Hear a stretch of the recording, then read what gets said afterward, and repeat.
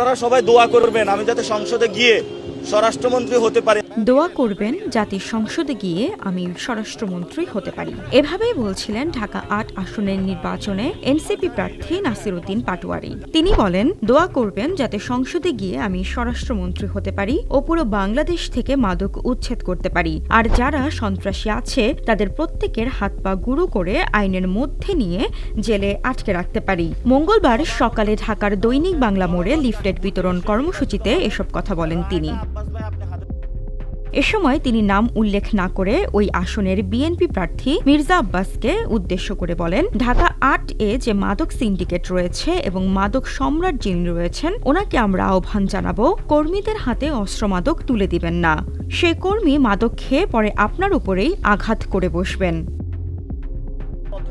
নির্বাচনের সময়ে কারো হাতে মাদক দেয়, কারো হাতে অস্ত্র দেয়। আপনারা ১২ তারিখ মাদক অস্ত্রের বিরুদ্ধে ভোট দিবেন।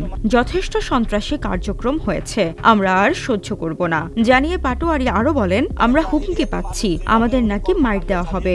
এবার আসুন শক্ত হাতে প্রতিহত করব।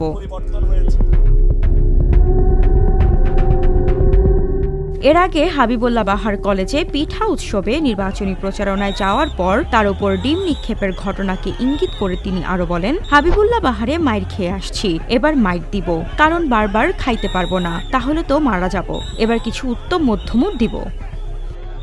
ডেস্ক রিপোর্ট, আজকের পত্রিকা।